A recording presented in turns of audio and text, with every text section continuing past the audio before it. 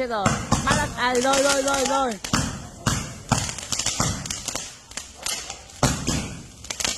Wow.